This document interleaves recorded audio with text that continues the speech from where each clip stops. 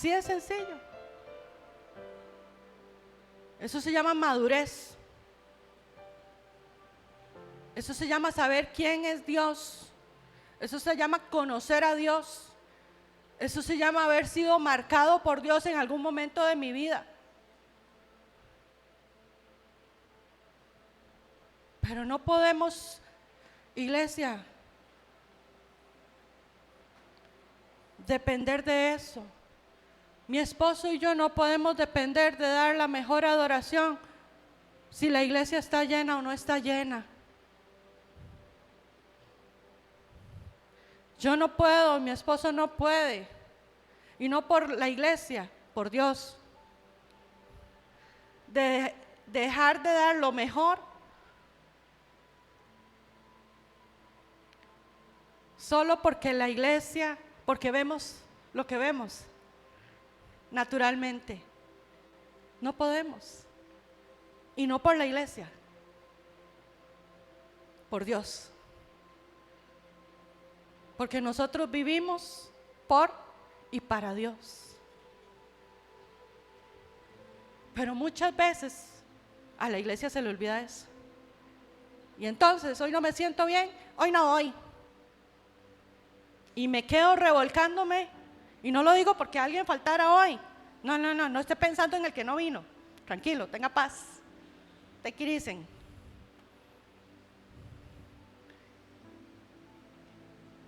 Y me quedo en la casa revolcándome y vomitando y recogiendo el vómito y volviendo a vomitar, haciendo un berrinche en mi casa porque las cosas no están como yo quiero que estén. Y Dios pagando la factura de aquello, nosotros los pastores pagando una factura que no le debemos a nadie. Y por ende la iglesia.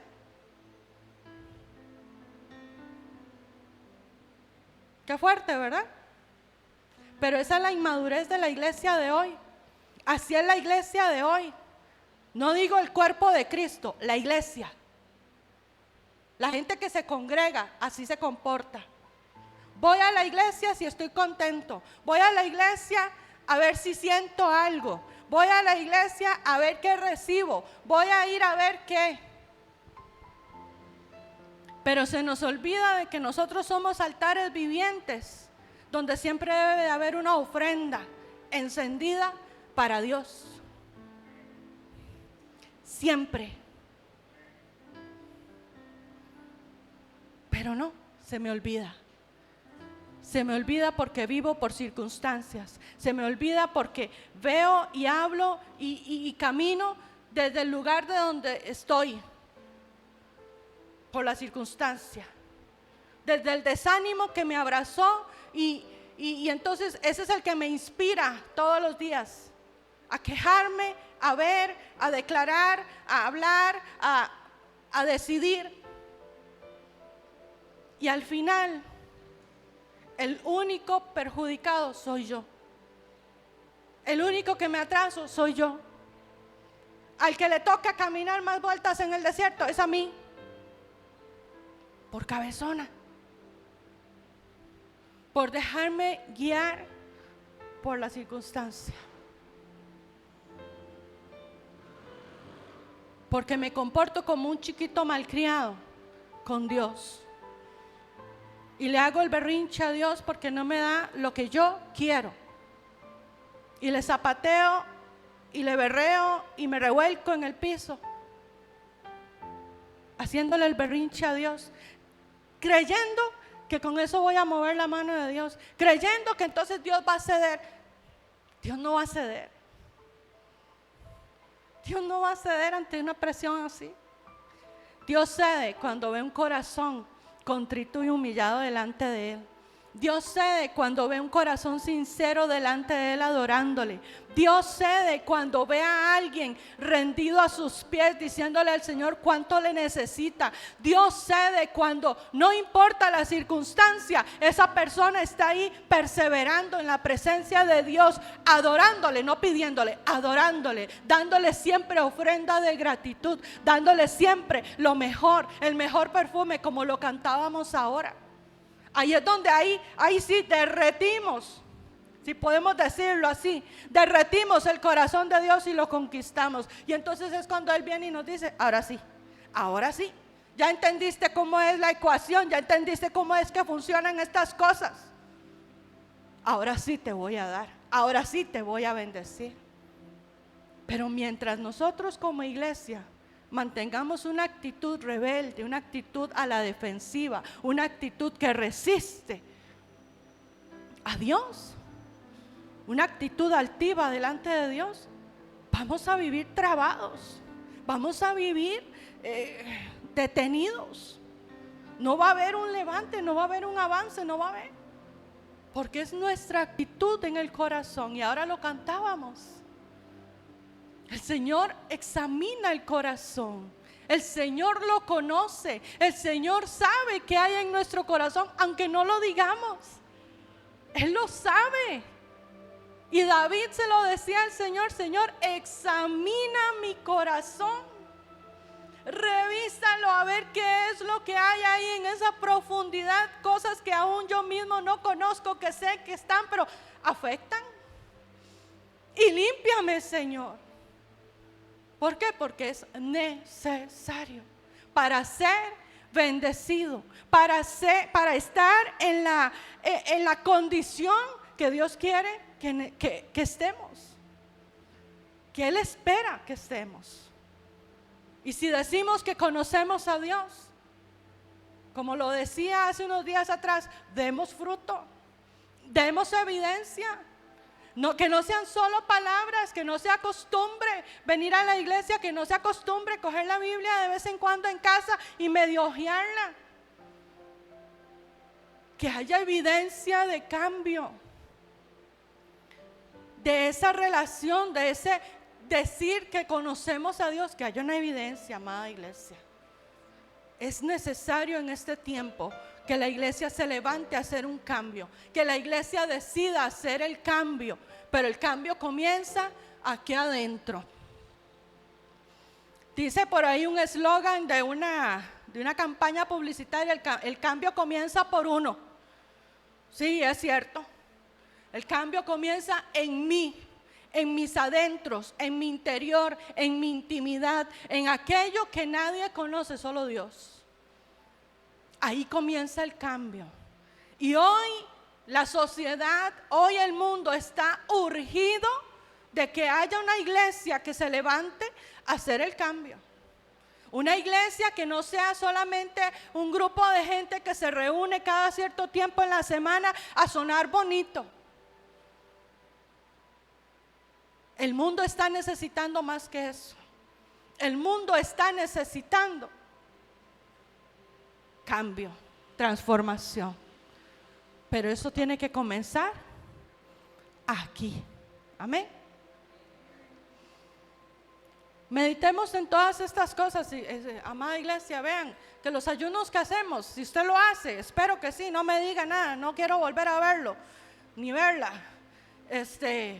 Pero si usted hace el ayuno, que sirva de algo, que no sea solo el aguantar hambre y se vuelva un ayuno intermitente, que al final de los días los especialistas dicen que eso no sirve de nada, que es dañinísimo el ayuno intermitente. Bueno, yo no sé si es cierto, pero que eso no se vuelva un ayuno nada más para el cuerpo, que si usted y yo ayunamos, sea para estar meditando en las cosas que estamos haciendo, en lo que hemos hecho hasta el día de hoy, en quién hemos sido como parte de una iglesia. ¿Quién soy? ¿Qué he hecho? ¿Qué bueno he hecho? ¿En qué beneficio yo a la iglesia? ¿En qué beneficio yo al que está a la par mía, al que está al frente? ¿En qué lo beneficio? Porque la palabra dice: serás bendición. Y decimos amén. Pero es verdad. Es una realidad eso. Soy una bendición donde quiera que vaya. Soy bendición para los demás. O soy un dolor de cabeza. O soy un motivo de estrés. O soy... ¿Quién soy? ¿Qué soy en realidad? ¿Cómo me comporto? ¿Como una bendición? ¿Tengo identidad de bendición? ¿O más bien soy ese dolorcito de cabeza? Soy esa piedrita en el hígado que a veces salta en algunos o para algunos. ¿Usted se ha preguntado eso? Verás que yo sí. Yo me pregunto eso. Y yo a veces me escucho hablar en casa para analizarme y revisarme, y yo digo, ¿soy bendición para mis hijos? Voy a escucharme hablar. Voy a escucharme cómo los trato. Voy a ver cómo me comporto. ¿Realmente soy bendición para mi esposo? Voy a verme. Voy a revisarme. Y así con las demás personas. ¿Por qué? Porque yo tengo que cumplir el propósito para el cual Dios me llamó. Y uno de esos es ser bendición. Que estos ayunos que estamos haciendo, amada iglesia, sirvan de algo. No lo haga porque la pastora los manda. Hágalos porque usted necesita de Dios y porque está anhelando un cambio, así como lo estoy anhelando yo. Un cambio. Yo estoy anhelando que algo suceda, que algo distinto suceda. Por eso los ayunos, por eso las preguntas a Dios, por eso de vez en cuando me meto en el escáner de Dios a ver qué, a ver cómo ando, a ver cómo estoy. A veces le digo al Señor, Señor, evalúame, a ver cómo ando, a ver si ya subí la nota o bajé o qué pasa conmigo. Y no porque me sienta indigna y no porque haya un espíritu de condenación en mí, no, es porque yo quiero ser mejor, es porque yo quiero un día llegar a la estatura de Cristo, como dice la palabra. Amén. Y yo espero que la iglesia también lo anhele. Muy bien. Este día vamos a tratar, y yo le decía a mi esposo, vamos a ver cómo hacemos, porque hoy quiero tratar un tema que más que una prédica es una enseñanza, creo yo, más que una enseñanza profética o una prédica profética, es una enseñanza para entender el por qué Dios una vez hizo lo que hizo. Yo le decía en esta semana, estudiando un poco el tema, le decía a mi esposo, amor, nos han enseñado, cuando vemos el libro de Éxodo, nos han enseñado que Dios mandó a sacar al pueblo de Israel de Egipto y que mandó 10 plagas, y la plaga de esto y la plaga del otro y ya. Y les hemos enseñado eso a los niños en escuela dominical. Y les hacemos el dibujito de las ranas, y le hacemos el dibujito de los piojos, y le hacemos el dibujito de los animales enfermos, y le hacemos el dibujito de un río rojo, y le hacemos el dibujito. Pero nada más. Nada más. Y hace meses, le puedo decir, yo tengo la espinita del por qué Dios mandó las plagas. ¿Por qué Dios trató con el faraón y con el pueblo de Egipto por medio de plagas? ¿Por qué? Porque Dios es todopoderoso, y Dios ha sido todopoderoso siempre, desde el principio, desde antes de los tiempos, desde antes de que todo lo que usted ve existiera. Dios era todopoderoso ya. Entonces, lo más fácil para Dios era matar a toda la nación de Egipto, a los ejércitos, al faraón, a todo el pueblo de Egipto, y que el pueblo de Israel saliera. Era lo más fácil. Para Dios quitarle la vida a alguien no es nada, no es nada. Dios podía mandar un terremoto y hacer que todo se cayera y entonces en medio de la trifulca el pueblo de Israel saliera corriendo. Dios podía, no sé, hacer lo que Él se le ocurriera, lo que Él quisiera. Él es Dios, amén. Pero Dios decide enviar plagas a Egipto. Y todo en nuestra vida y todo lo que sucede en la vida tiene un porqué o un para qué. Tiene una explicación, aún en Dios. A veces no entendemos las cosas inmediatamente, a veces nos lleva tiempo. Algunas cosas las vamos a entender hasta que lleguemos a su presencia y Él nos las explique. Y entonces se nos prenda el bombillo ahí en la presencia de Dios y digamos, ay, mira, era así de fácil era. Pues no lo entendía, Señor, hasta ahora. Y el Señor nos va a decir, sí, así de fácil era. Tan sencillo como esto, así era. Pero todo tiene un para qué, o un porqué, un origen, un motivo. Dios no actúa por antojo. Dios no actúa porque se le metió hoy el agua, como decimos en Costa Rica, y entonces quiso convertir el río Nilo en sangre. No, tiene un porqué o un para qué. Y lo vamos a tratar de ver hoy, por lo menos en una primera parte. Vamos a ir a la palabra, al libro de Éxodo. Yo le pedí a usted que leyera Éxodo, capítulo 7, 8 y 9 ayer. ¿Por qué? Porque no podemos leer los capítulos completos hoy. Y no se va a poner a leerlo ahorita, ¿ok? Con todo el amor se lo digo. No me lea los capítulos que le dejó la pastora de tarea hoy aquí, ¿verdad? No haga lo que hacemos nosotros en clases, en la universidad o en el colegio, ¿verdad? Que, ay, si es cierto la tarea, uy. Y me pongo a medio leer mientras mis compañeros exponen, ¿verdad? Por lo menos eso hago yo a veces. Hago trampa a veces. Así vieras.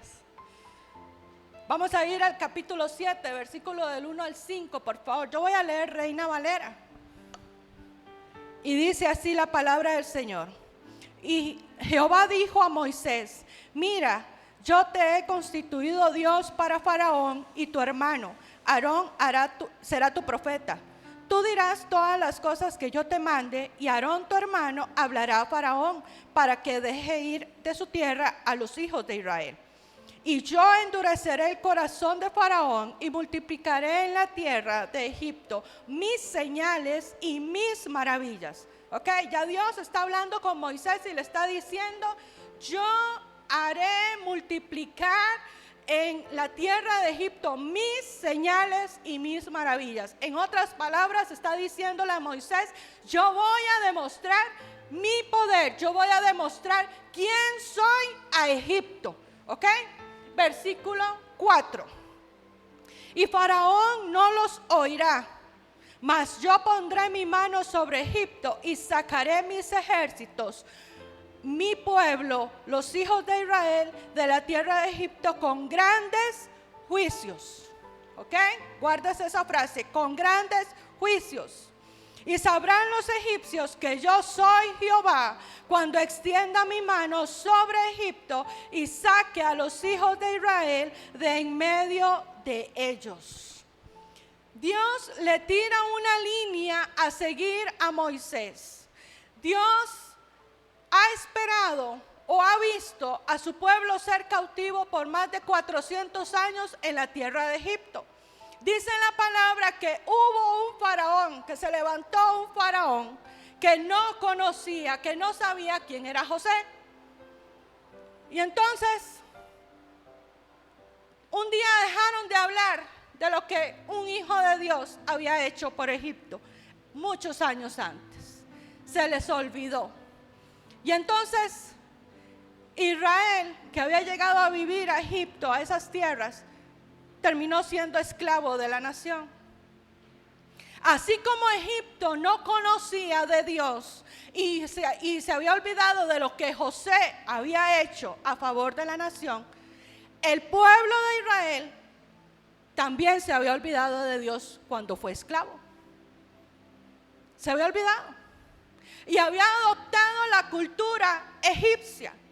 El pueblo de Israel se había hecho idólatra. El pueblo de Israel ya no hablaba de Dios, no hablaba de lo poderoso que era, no hablaba de lo que Dios había hecho una vez, porque había nacido 1, 2, 3 generaciones siendo esclavas que no conocían a Dios. Pero Dios decide sacar a su pueblo de la esclavitud y le dice a Moisés: demostraré mi poder, daré a conocer a Egipto quién soy yo. Me conocerán y reconocerán mi señorío. Pero también le dice a Moisés: no te asombres, porque yo voy a intervenir en el corazón del faraón y él no los va a dejar irse. Ya Moisés sabía a qué se iba a enfrentar. Pero Dios le dice a Moisés: haré grandes juicios. ¿A quién iba a juzgar Dios antes de liberar a su pueblo? Al opresor, a quien lo tuvo cautivo, a quien lo tenía limitado, a quien le había robado bendición, a quien le había robado la libertad. A ese Dios iba a juzgar. Y Dios me ha mostrado esto en estos días atrás. Para que haya una liberación, primero tiene que haber un juicio. Para salir a libertad, primero tenemos que pasar por una corte y ser juzgados. Todos, sin excepción. Sin excepción. Y ahora lo vamos a ver por qué. Éxodo 12:12, por favor, vamos a ir rapidito. Éxodo 12:12. Dios en el capítulo 7 le dice que hará grandes juicios, ¿ok? Al pueblo de Egipto o a la nación de Egipto, ¿ok? Pero en el 12:12 dice algo más y dice así: pues yo pasaré aquella noche por la tierra de Egipto y heriré a todo primogénito en la tierra de Egipto, así de los hombres como de las bestias, y ejecutaré mis juicios en todos los dioses de Egipto. ¿A quién iba a juzgar Dios antes de liberar al pueblo de Israel? A los dioses de Egipto, a las deidades que el pueblo de Egipto y Israel adoraban. A esos Dios se iba a enfrentar, a los dioses. No era el faraón, no era el ejército, era a quien el pueblo adoraba. Dios se iba a ver cara a cara. Dios iba a hacer algo y era a retar a los dioses de Egipto a que se levantaran y defendieran la nación ante su poder y lucharan contra él mismo para no dejar salir a la libertad a la nación de Israel. Vea qué tremendo esto. Cómo Dios lo que juzga en nosotros, y esto es algo que yo tengo muy claro, no es a nosotros, es a los dioses, es aquello en lo que usted y yo tenemos la confianza puesta. A eso juzga Dios. Usted tiene la confianza puesta en su billetera. Pues le tengo una noticia: Dios se la puede tocar y puede hacer que escasee lo que hay en su billetera, porque Dios dice: no tendrás otros dioses, me adorarás solo a mí. Yo soy tu proveedor, yo soy tu hacedor, yo soy quien. Y cuando se levantan dioses en nuestra vida, Dios los juzga a ellos. Pero yo le decía a mi esposo en estos días, ay, pero no nos gusta cuando eso sucede. No me gusta la escasez. No me gusta la limitación. No me gusta ver la cuenta bancaria bajando, bajando, bajando. ¿Será que ahí está mi confianza? ¿Será que ahí está mi apoyo? ¿Será que en eso está mi corazón? ¿Será que ahí está mi alegría?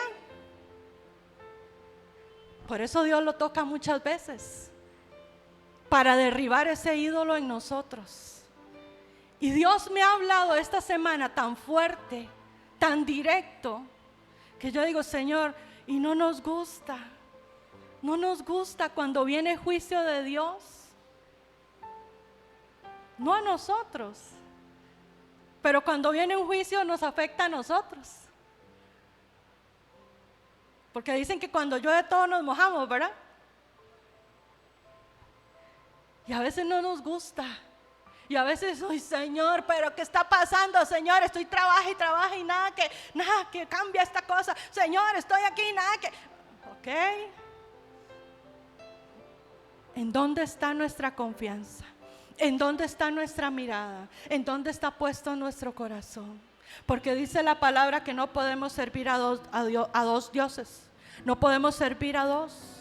O servimos al mundo, o servimos a Dios, o servimos a Mamón, o servimos... ¿A quién adoramos? ¿A quién estamos adorando? Pero Dios se levanta a juzgar a los dioses.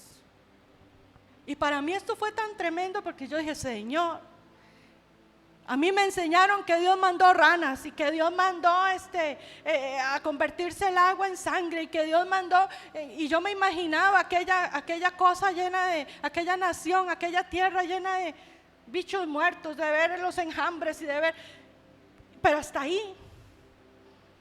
Pero lo que yo menos pensaba y entendía era que Dios estaba enfrentando, retando a poderes espirituales, a los que los hombres les habían dado un trono en sus vidas. Vamos a ir a la palabra. Vamos a ver la primera plaga. Y necesito aquí que me ayude Yael a ir proyectando las imágenes. Vamos a ver la primera plaga. Y es cuando Dios convierte el río Nilo en sangre. Vamos a ir a la palabra también. Éxodo 7, del versículo 14. Ahí pusimos que al 20. Pusimos 19 al 20. Vamos a ver. 19, del 19 al 25. Vamos a leer.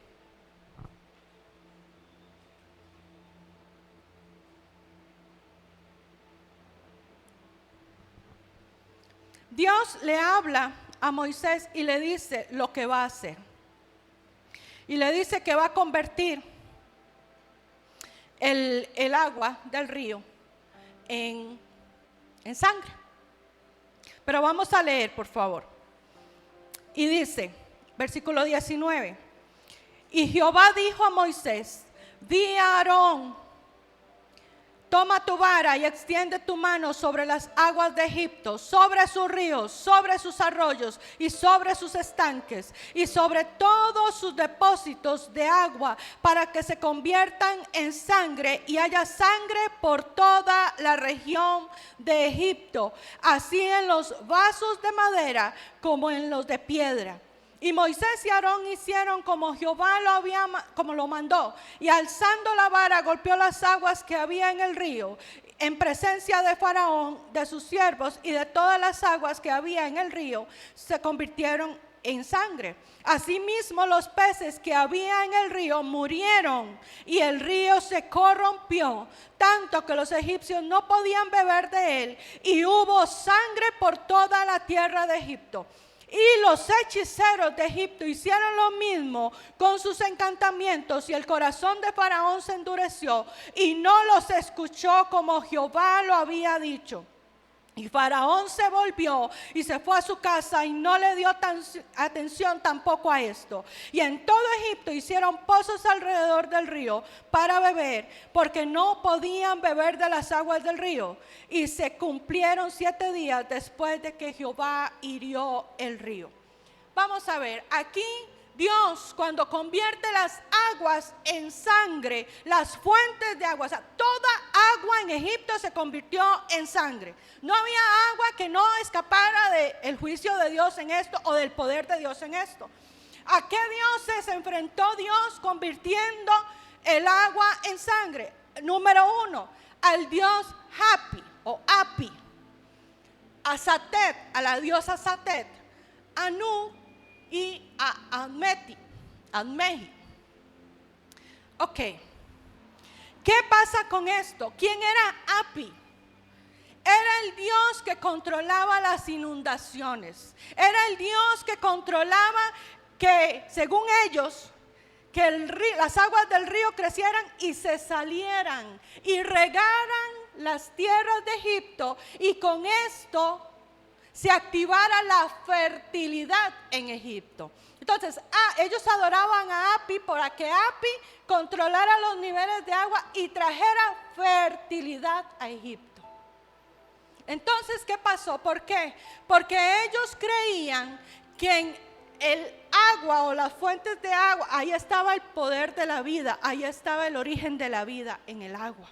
Entonces, Egipto le atribuía poderes a las aguas, y pusieron a un dios a cuidar, a resguardar a la fuente de vida, que fue Api o Happy o feliz, como usted lo quiera decir. Y este dios lo que hacía era eso. Según ellos, entonces controlaba que el río creciera en ciertas temporadas del año, se saliera, se desbordara, y con eso entonces se mojaba la tierra, se mojaban sembradíos y traía fertilidad y abundancia, cosecha a la nación. ¿Quién era Satet? Esta diosa era asociada o relacionada con las cataratas del Nilo. Era una diosa protectora, era la que protegía las aguas. Era la que protegía la fuente de vida para ellos. ¿Ok? Num es el dios de la fertilidad asociado al agua. Era un custodio del río Nilo, el dios Num.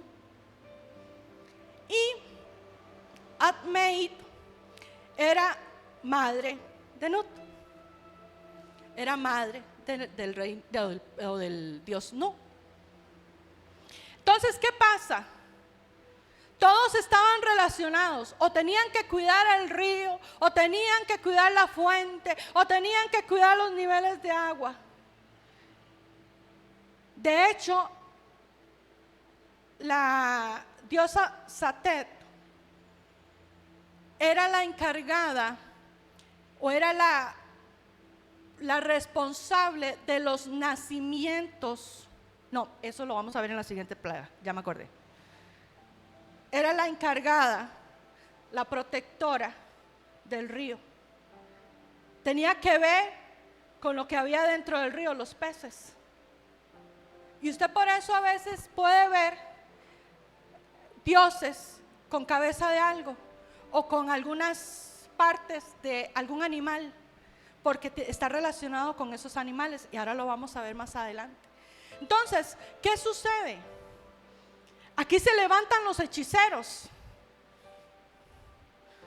En esta plaga se levantan los hechiceros a soltar palabras, a ver cómo ellos contrarrestan la palabra dada por Dios, y no logran hacer nada. Dios deja en evidencia, Dios deja en vergüenza a los hechiceros, a aquellos que usan sus palabras para manipular, para engañar. Con enfrentar, Dios a estos dioses, lo que está diciendo es: ustedes no pudieron controlar, no pudieron cuidar la fuente de vida para ustedes, no pudieron resguardar. Yo la toqué, porque dice que los peces murieron. Dice que aquello era una cosa terrible, según los estudiosos. Eran unos hedores, eran unos olores. Toda agua se convirtió en sangre. Usted se imagina lo que es que usted tenga una botella de agua guardada en su casa porque quitan el agua por lo que sea. Y Dios toca la fuente de las aguas, Dios toca y dice: toda agua, aún la que tengan acumulada, aún la que tengan guardada en sus casas. Y usted llegara a su casa, y usted llegara a su refri, usted llegara a su cocina donde tiene el agua almacenada, y abrir y encontrarse una botella de sangre, porque era sangre, no era agua roja, era sangre. ¿Y sabe por qué Dios convirtió el río Nilo en sangre? Porque una vez Egipto pidió sangre y derramó sangre sobre ese río. Y Dios les dijo: ¿quieren sangre? Sangre les voy a dar. ¿Por qué? Porque en un pasado Egipto echó en las aguas del río Nilo a los bebés que mandó a matar. ¿Se acuerdan la historia de Moisés? Cuando la mamá lo salvó, cuando hubo un edicto y dijeron: todo hombre varón que nazca se muere, es echado en las aguas. Ahí se derramó sangre en ese río. Y Dios le dijo a Egipto: ¿quieren sangre? Pues sangre les voy a dar. Y les convirtió el agua en sangre por 7 días. A veces no entendemos por qué pasan las cosas. A veces decimos: es que cuando pasan a veces muchas tragedias, y decimos: es que Dios está juzgando tal lugar, es que Dios está juzgando tal nación, es que Dios está juzgando tal tierra. Óigame, sería bueno que investigáramos qué se hizo en el pasado ahí. ¿Qué se hizo en el pasado en esos lugares que está desatando el juicio de Dios sobre aquellos poderes que se levantaron?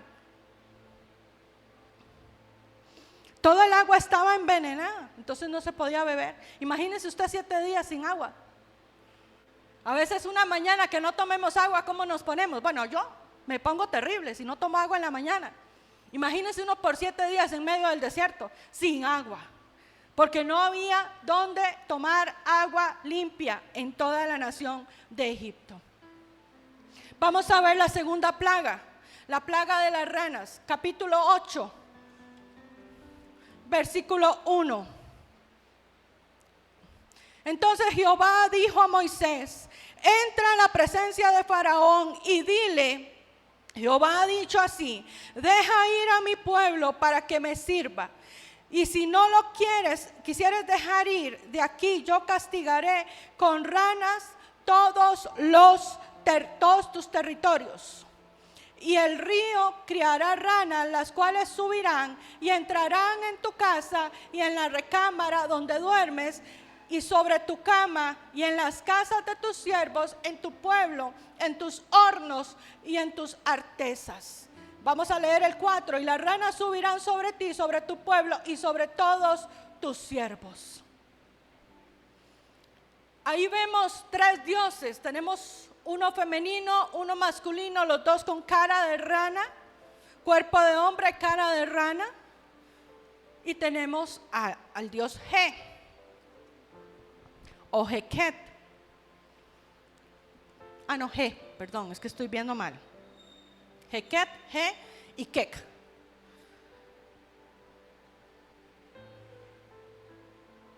¿Por qué tienen cara de rana esos 2 dioses? Porque Egipto creía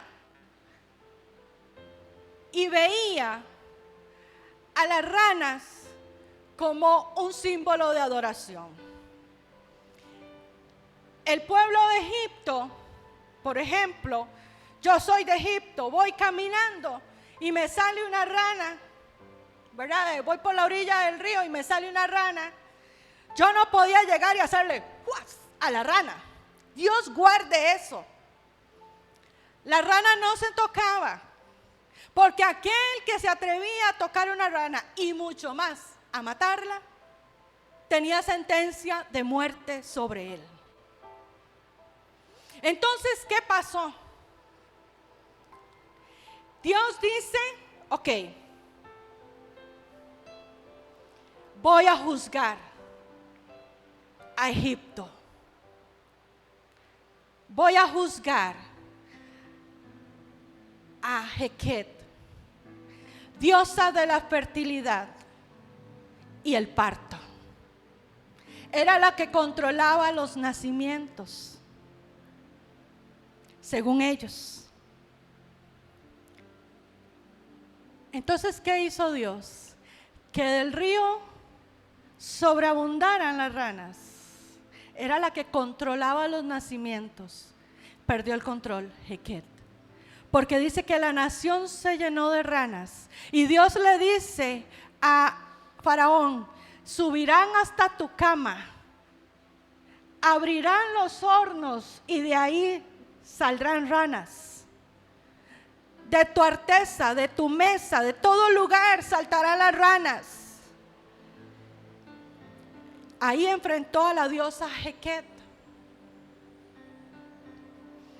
He, el Dios de la eternidad.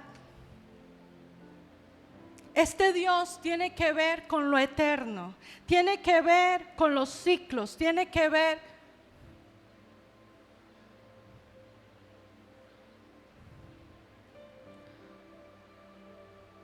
Y vemos a Kek también con cara de rana, un Dios el cual también es asociado a la fertilidad. Y fue tanto el nivel en el que Dios enfrentó a estos dioses que se dice que la gente no podía caminar por las calles de Egipto, porque imagínense lo que era. Bueno, yo no me imagino llegar a mi casa y encontrar mi cama llena de ranas. Me da algo. No sé para dónde agarrar en ese momento, no sé si gritar, no sé si hacerles así, no sé qué hacer. Abrir el horno de mi cocina y que de ahí me salgan. Abrir los muebles para sacar una olla, un traste y que me salten.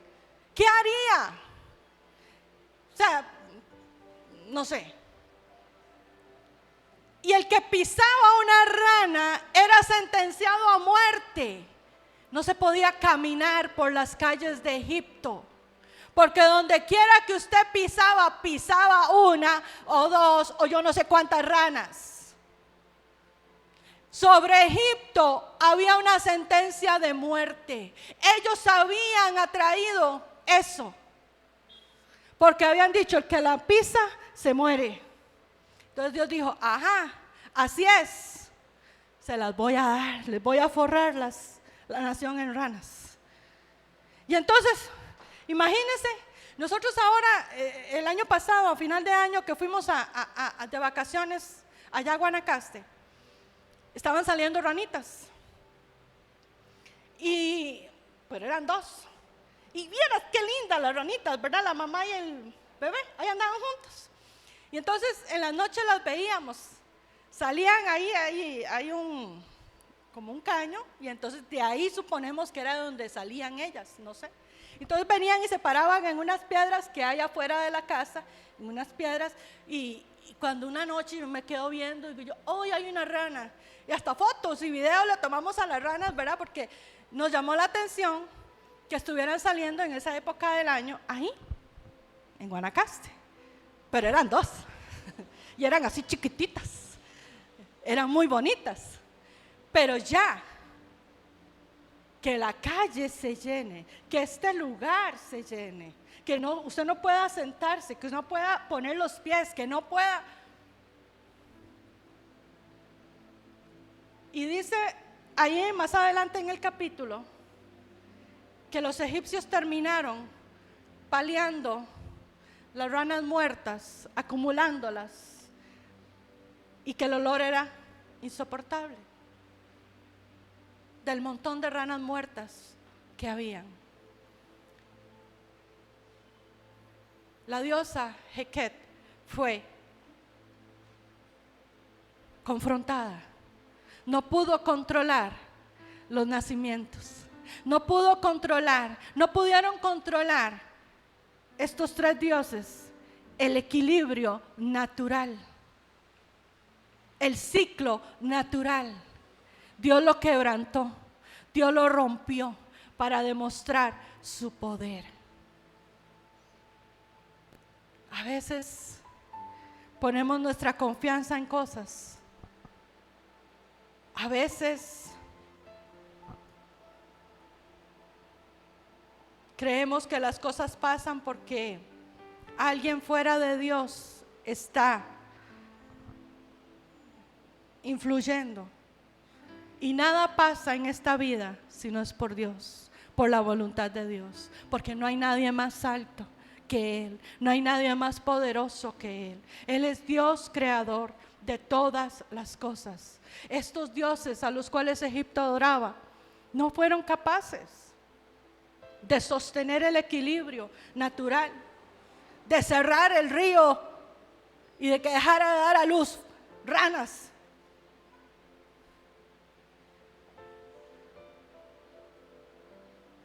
Yo no sé cuántos muertos hubieron en esa, porque no dice la Biblia, si mataron a los que mataron las ranas o no. Pero Egipto se hubiera quedado sin gente si hubieran cumplido esa sentencia. Vamos a la tercera plaga, los piojos. Óigame, ¿usted ha tenido piojos alguna vez? Yo no los conozco. No conozco los piojos, bueno, los he visto de largo. Tal vez cuando estaba en la escuela las compañeras que sí tenían, ¿verdad? Entonces uno conocía los piojos de largo. Pero nunca he tenido, no sé qué es eso. Mis hijos tampoco. Entonces no sé qué es. Pero Dios envía una plaga de piojos. Óigame, si a veces le pica uno en la cabeza, ¿verdad? Porque anda el cuero cabelludo grasoso, o se echó alguna cosa ahí. Ahora teniendo una plaga encima. ¿Cómo será eso? Vamos a ver Éxodo 8, versículo 16 y 17.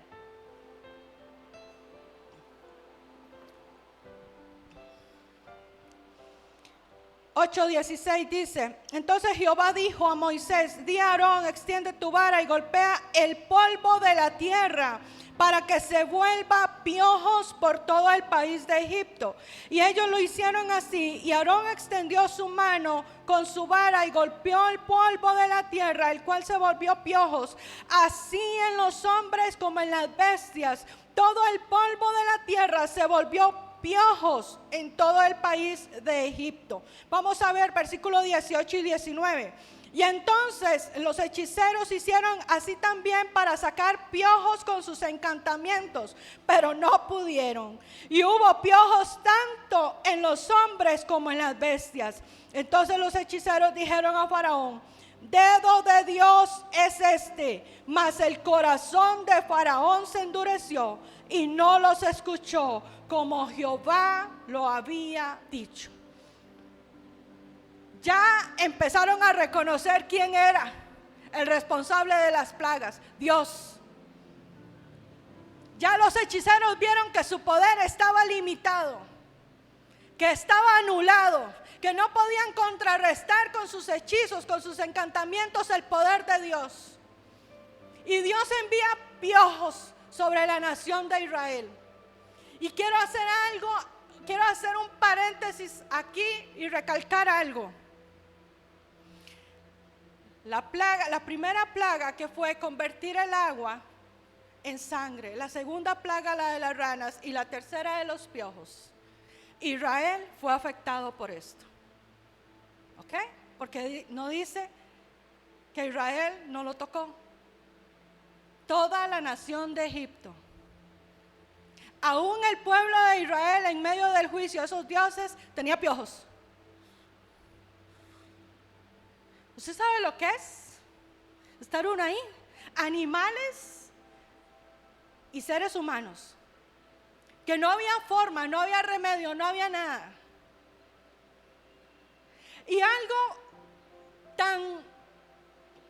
tan fuerte en esto, yo le decía a mi esposo, leyendo un poco de material de esto, me encontré que decía que los sacerdotes egipcios tenían rituales de limpieza, tenían requerimientos que cumplir, y ellos para entrar a adorar a sus dioses tenían que cumplir sus rituales. Y un requisito que debía cumplir el sacerdote egipcio era que no debía tener piojos. Para entrar a adorar a sus dioses no tenían que tener piojos. Y yo le decía a mi esposo, qué tremendo, no hubo adoración en esos días porque los sacerdotes estaban infestados de piojos, no podían quitárselos porque Dios se los había mandado. Dios dijo, no van a adorar a nadie, no subirá adoración a dioses extraños, no se levantarán altares de adoración a nadie más, porque solo a mí se adorará. Y entonces los sacerdotes estaban limitados. No pudieron subir a adorar, no pudieron hacer sus sacrificios, no pudieron dar sus ofrendas a los dioses, porque por más que se bañaran, por más que hicieran sus rituales, quedaban piojosos. ¿A qué Dios se enfrentó Dios con esta plaga? A Horus. Vemos a Horus, un dios con cuerpo de hombre y cara de halcón, ¿verdad? Cara de halcón.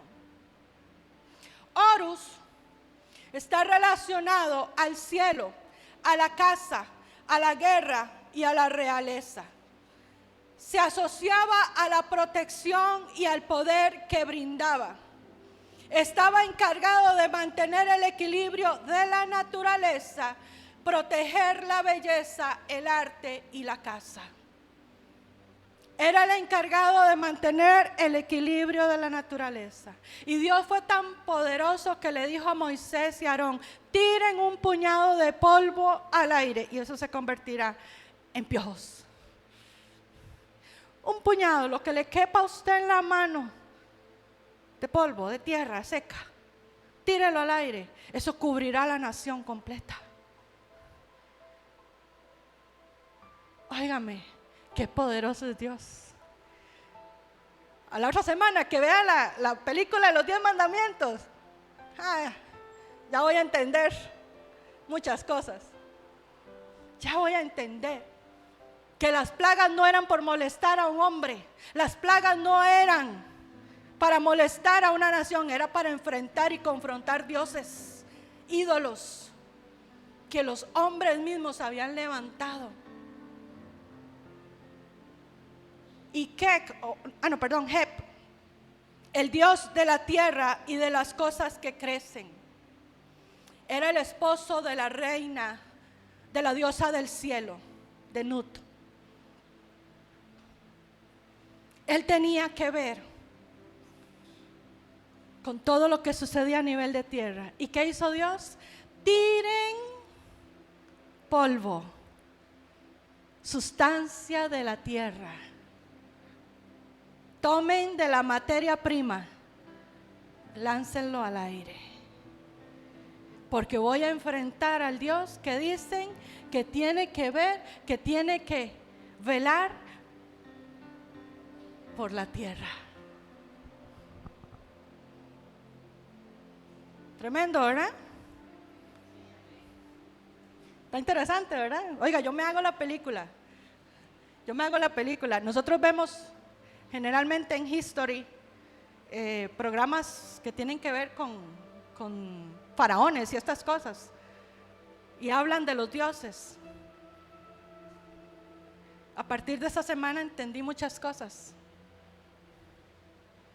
A partir de esta semana entendí el por qué lo adoraban, qué resguardaba ese Dios,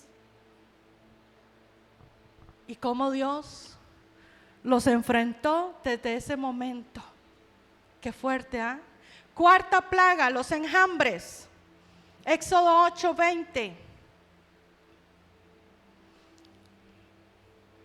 Dice ahí que es la plaga de moscas, pero en el original hebreo se habla de animales grandes, de animales con coraza, semejando a los escarabajos. ¿Ok? Ustedes, yo no sé, quería conseguir el sonido de un enjambre, pero me faltó tiempo. Yo no me imagino un enjambre. ¿Cómo puede oírse? ¿Cómo viene, verdad? Usted ha oído las abejas, las avispas, ¿verdad? Cuando vienen, usted las oye y ¡ay, allá viene un avispero!, ¿verdad? Y corra, o allá viene, ¿verdad? Bueno, imagínese un enjambre de escarabajos. Y si usted ve ahí, el Dios que Dios enfrentó es cuerpo de hombre con cara, con cabeza de escarabajo, al Dios Kepri. Y dice la palabra así, en Éxodo 8:20, déjeme buscarlo. Jehová dijo a Moisés: levántate de mañana y ponte delante de Faraón. He aquí, él sale al río, y dile: Jehová ha dicho así: deja ir a mi pueblo para que me sirva, porque si no dejas ir a mi pueblo, he aquí, yo enviaré sobre ti, sobre tus siervos y sobre tu pueblo y sobre tus casas toda clase de moscas, y las casas de los egipcios se llenarán de toda clase de moscas, y asimismo la tierra donde estén ellos. Vamos a ir al versículo 22. Vea aquí, ya aquí Dios hace una excepción. Y dice el versículo 22: y aquel día yo apartaré la tierra de Gosén, en la cual habita mi pueblo. ¿Ok? En la cual habita mi pueblo. Ya me perdí. Versículo 22, sí, vamos. Para que ninguna clase de moscas haya en ella, a fin de que sepas que yo soy Jehová en medio de la tierra. Y yo pondré redención entre mi pueblo y el tuyo. Mañana será esta señal. Ya Dios aquí, a partir de ese momento, dice: ok, a partir de aquí no toco a mi pueblo. El que vive en Gosén es de los míos. Ese tiene mi cobertura, mi protección. Y puso un límite para esta plaga. Y fue muy claro y se lo dijo a Moisés, para que Moisés y Aarón se lo dijeran a Faraón: la plaga tocará tu nación, tocará tus casas, tocará tus hombres, mas no a mi pueblo. ¿Por qué? Porque ya el pueblo de Israel había empezado a ver y a reconocer el poder de Dios. Entonces Dios, ¿qué dice? Ok, con esta plaga no voy a tocar a Israel. Kepri. ¿Ustedes han visto qué hacen los escarabajos? ¿Cuál es el comportamiento? Los que ven Animal Planet y les gusta aprender. ¿Ustedes han visto los escarabajos? ¿Qué hacen los escarabajos en la naturaleza? Buscan excremento de animales y empiezan a hacer bolitas, ¿verdad? Y empiezan a rodar con aquella bola y aquella bola, y la bola va y la bola viene y la llevan, ¿verdad? Ok. ¿Por qué adoraban a los escarabajos? ¿Y por qué había un Dios con cara de escarabajo? Porque Egipto creía en la resurrección y la renovación. Ellos creían que al ver que de esa bola de excremento a veces salen escarabajitos nuevos, porque los escarabajos eso es lo que hacen, poner sus huevecillos ahí, y de ahí salen. Ellos creían y asociaban eso a la resurrección, a la vida. Kepri era asociado con el Dios naciente, la resurrección y la renovación. A menudo representado como un escarabajo pelotero que empujaba el sol por el cielo. Ellos decían que esa bola de excremento era el sol. porque creían que el sol en la tarde moría, pero en la mañana resucitaba. Entonces, ¿verdad? No creían en una noche y en el día, sino que el sol muere y el sol resucita. Entonces, asociaban eso con con el comportamiento del escarabajo pelotero. Su nombre, Kepri, su nombre significa el que llega a ser por sí mismo, lo que alude a la vida eterna y a la transformación constante. Vea lo que le acabo de decir. Kepri se asocia o se relaciona o quiere decir por sí, el que llega a ser por sí mismo.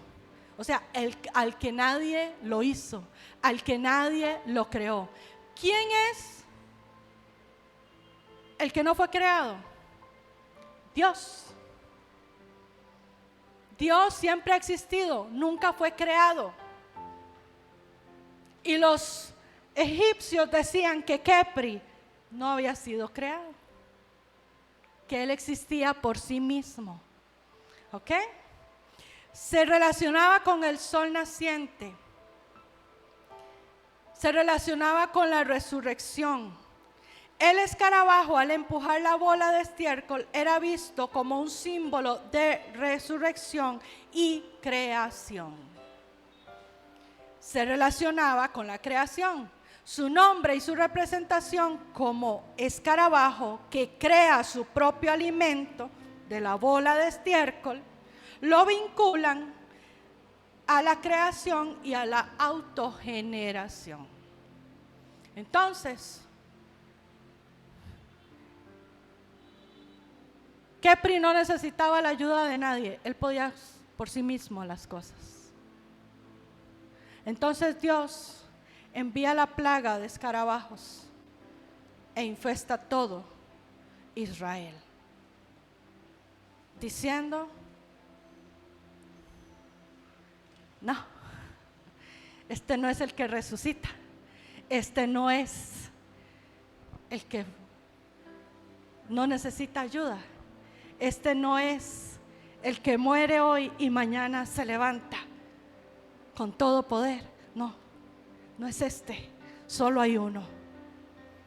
Por eso confrontó al dios Kepri con la cuarta plaga. Vamos a ver la quinta plaga: enfermedades del ganado. Éxodo 9, versículo 1.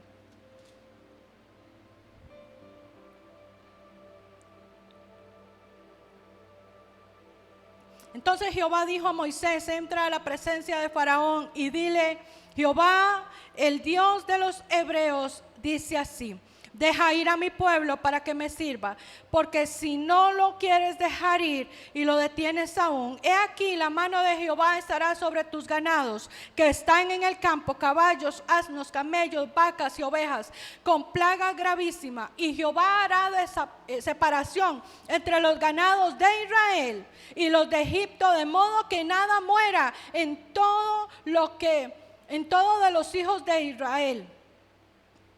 Y Jehová fijó plazo diciendo: mañana hará Jehová esta cosa en la tierra. Vemos aquí cómo Dios hace otra vez la separación.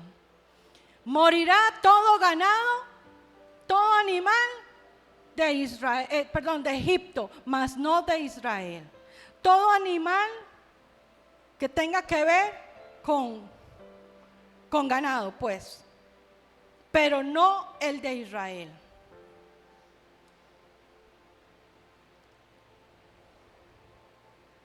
Aquí Dios se enfrentó a varios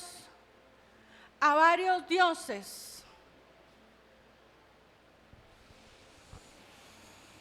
Vemos la primera, que es Ato o Ator, una diosa con una especie de corona, de cornamenta, de cachos de vaca.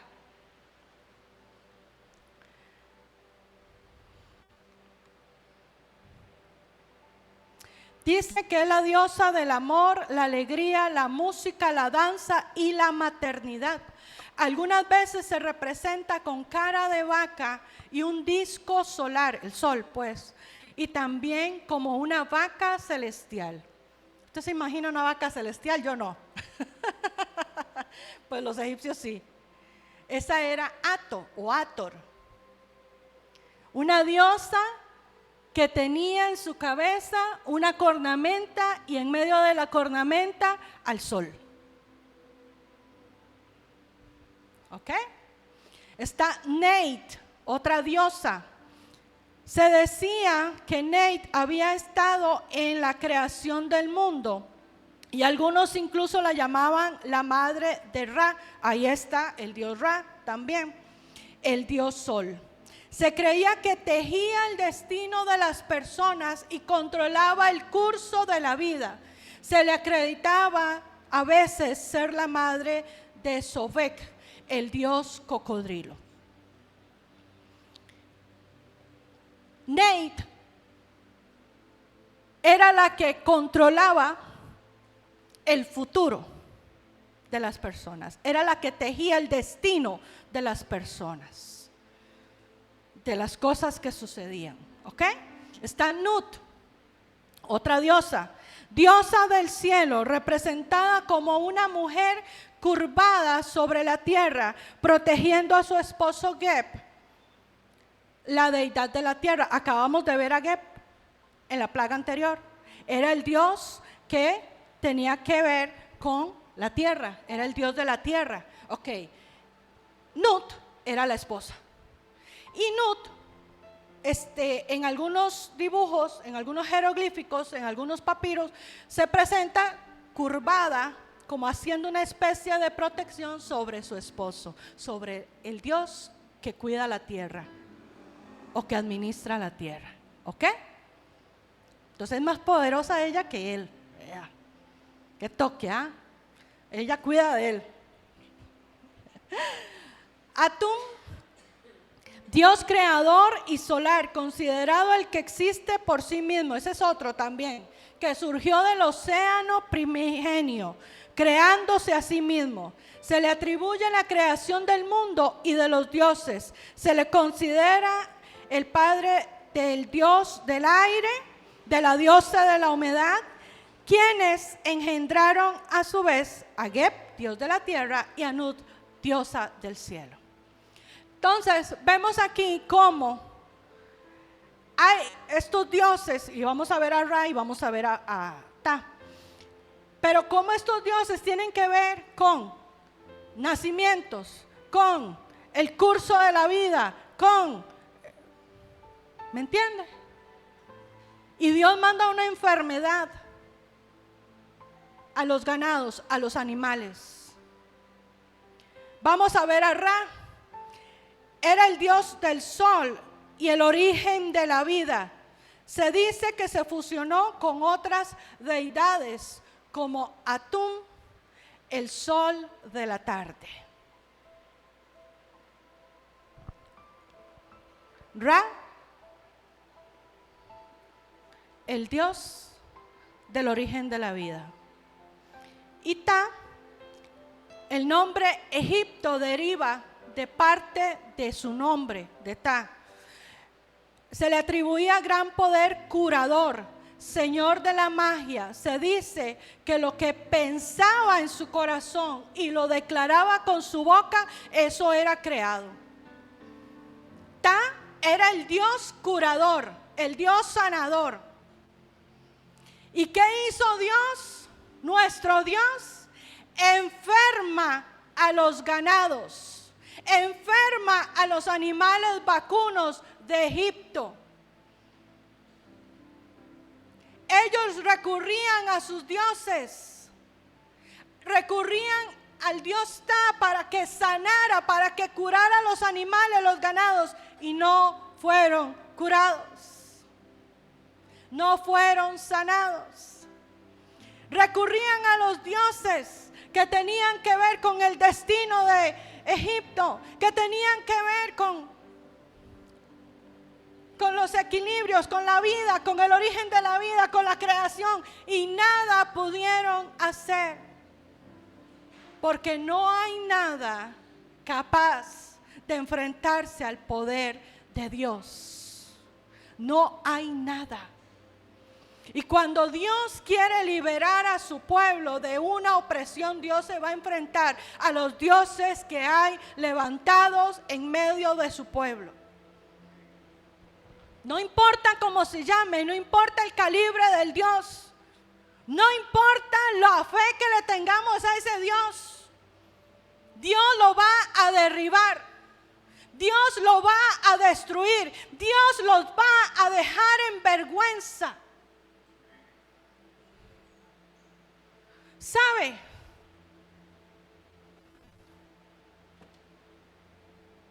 El pueblo de Dios ha sido muy afectado por cosas en su historia. Usted puede irse a su casa, usted puede irse a su vida, a su historia de vida, y usted puede decir: en mi vida, en mi casa, esto y esto. Y todavía hoy que nosotros decimos conocer a Dios y haber aceptado al Señor como Salvador, esos dioses que se levantaron un día y que nos han afectado por generaciones a nivel familiar, no han sido derribados. A veces por desconocimiento nuestro, a veces porque son historias prohibidas en las familias.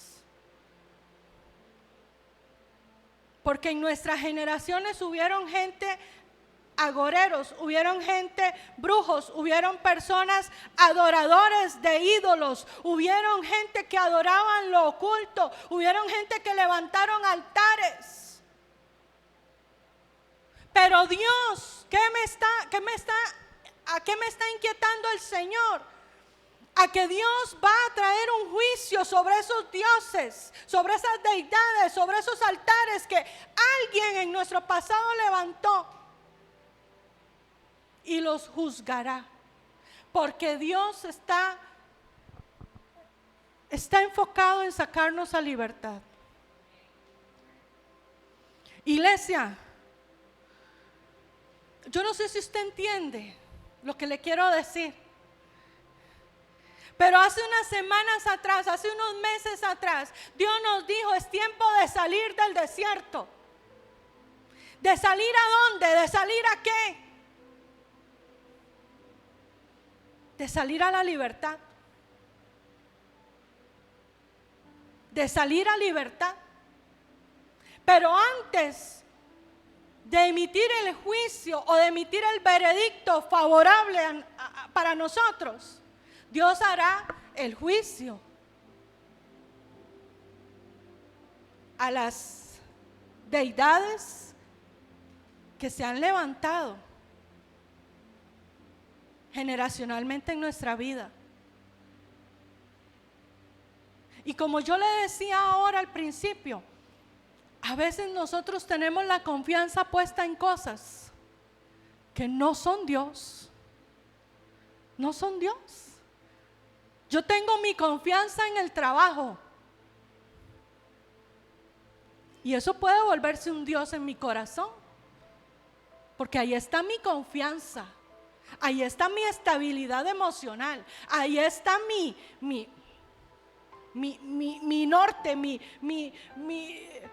no sé, mi inspiración, mi motivo para vivir en mi trabajo.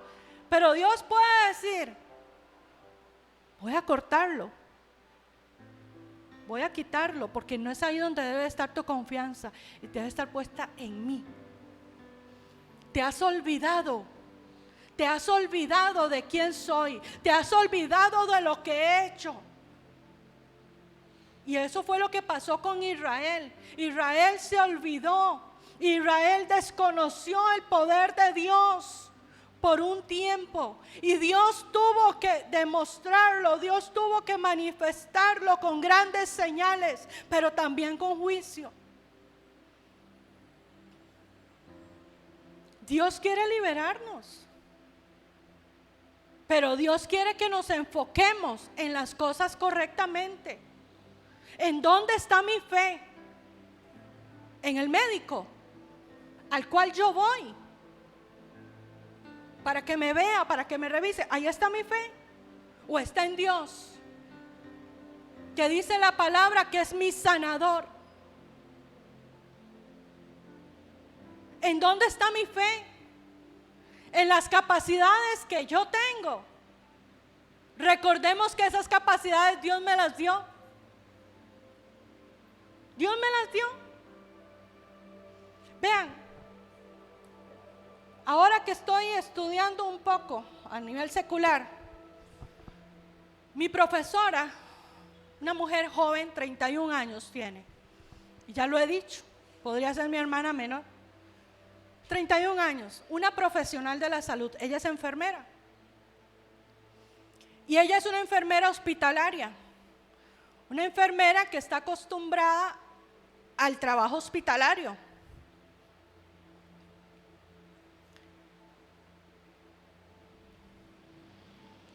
Y la pongo como ejemplo, pero podría ser cualquiera de nosotros. Una mujer joven, con todo el futuro por delante, con todas las capacidades, el conocimiento. Es una mujer que sabe mucho, a pesar de su juventud. Pero hoy está incapacitada, no puede trabajar. No puede trabajar. ¿Por qué? Porque ella misma lo dice, tenemos que cuidarnos y no tenemos que abusar de nosotros. Una enfermera que doblaba turnos, que si tenía que pasar a un paciente de una camilla a otra lo hacía, levantaba mucho peso. Hoy tiene una hernia discal en su columna, que la incapacitó y la mandó en silla de ruedas por 6 meses. 6 meses. Y ella nos cuenta y nos dice, no puedo trabajar. Ya gracias a Dios no estoy tomando los medicamentos que tomaba hace un tiempo, hace unos meses atrás. Y ayer ella nos lo decía. Porque precisamente estuvimos hablando y exponiendo temas sobre eso, y a mí me tocó trabajar el tema de la hernia discal. Y ella decía, no puedo trabajar, porque el dolor es tanto, porque la molestia es tanto. Llegué al punto de quedar en silla de ruedas. El esposo tenía que bañarla, el esposo tenía que pasarla de un lugar a otro, el esposo... Y hoy ella es una profesional de la salud que no puede trabajar, está incapacitada. Ahora le salió otra cosa en medio de su columna que le impide y le causa dolor, aparte de la hernia. ¿Por qué le pongo de ejemplo a mi profesora? Porque tiene todo el conocimiento como profesional de la salud, tiene las habilidades.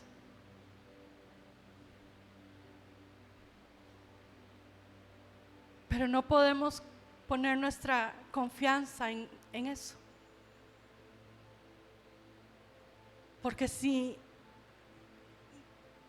mi ego es más grande, y no lo estoy diciendo por ella, pero si mi ego es más grande, si lo que yo he logrado es más grande, si lo que yo sé es más grande, si lo que yo puedo hacer es más grande que Dios, Dios puede mandarme un estate quieto y decirme, no lo vas a hacer más.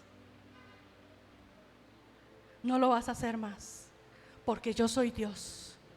Y tienes que aprender y entender que todo proviene de mi mano, que eres porque yo quiero que seas, que has llegado hasta donde has llegado porque yo he querido y lo he permitido. Pero si tengo que quitarlo, lo quito. Porque no te puedes olvidar de quién soy yo. Y esa es la parte que yo le decía a mi esposo, no nos gusta cuando sucede.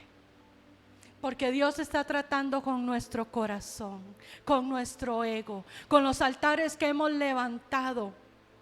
¿En dónde está mi fe? ¿En dónde está mi confianza? ¿En dónde está mi estabilidad emocional? ¿En dónde está? ¿En qué lo estoy yo condicionando?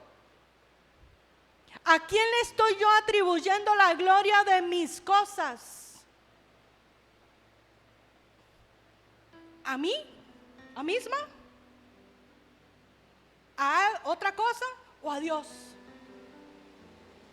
¿A quién se la doy? Iglesia, esta es apenas la mitad del tema. La otra semana vamos a terminar. Vamos a ver la segunda parte de las plagas. Léaselo, por favor. Léase el resto. Y vamos a terminar la otra semana. Porque vamos a entender por qué Pesach. Pesach fue salir a la libertad. Pero antes de salir a la libertad hubo un juicio. Y esta semana yo he estado pensando en eso. Y yo, Señor, si hay altares en mi vida, si yo le he dado la gloria a quien no tengo que darle, Señor, perdóname. La gloria te pertenece solo a ti. No es por lo carga que soy, no es por lo inteligente, no es por los contactos, no es por la gente que conozco, no es por nada, es por ti. Es por ti. No es por mi esfuerzo, no es por todas las horas que trabajo, no es por todas las horas que puedo dedicar al estudio, no es por nada de eso, es por ti. Amada iglesia, que no se nos olvide esto. De esto se trata Pesach. Tiene que venir un cambio a nosotros, tiene que venir una transformación. Tiene que venir ese reconocimiento de cuál es la fuente de vida en nosotros, de quién es la provisión, de quién es nuestro sanador, de quién es nuestra cobertura, de quién es el creador de todas las cosas. Dios, Dios.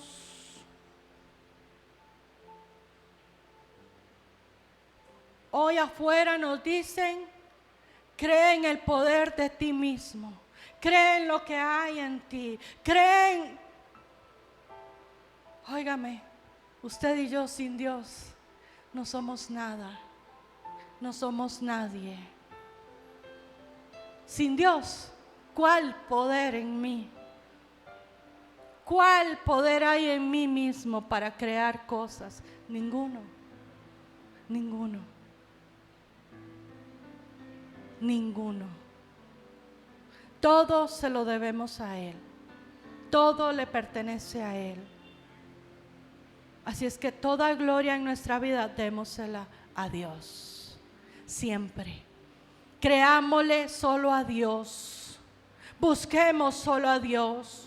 No es el banco, no es el médico, ellos son medios, pero no son el todopoderoso que nos puede bendecir, que nos puede solucionar, que nos puede sanar, que nos puede cambiar la vida. Ellos no, solo Dios. Amén, amén. Padre, yo bendigo a la iglesia y bendigo a todos aquellos que hoy nos están mirando, Señor.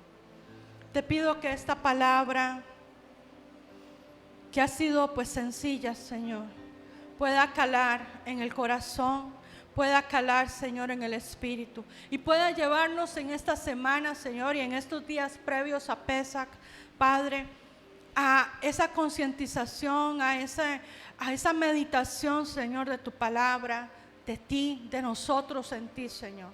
Y pueda, Padre, permitir, fomentar, llevarnos, Señor, a un cambio, Padre Santo, a tomar decisiones correctas, a alinearnos, como siempre oro, Señor, a tu voluntad, a tu plan, a tu diseño, Señor. Queremos salir, queremos vivir, queremos caminar en completa libertad, bajo tu cobertura, Señor, libres de toda influencia de dioses ajenos, de altares que tal vez nosotros mismos hemos levantado en algún momento en nuestra vida, Señor. Quita, destruye, limpia, Señor, en nuestra vida todo lo que sea necesario, Señor, y que podamos entender el propósito que tú tienes en y para nosotros. En el nombre de Jesús. Amén y amén.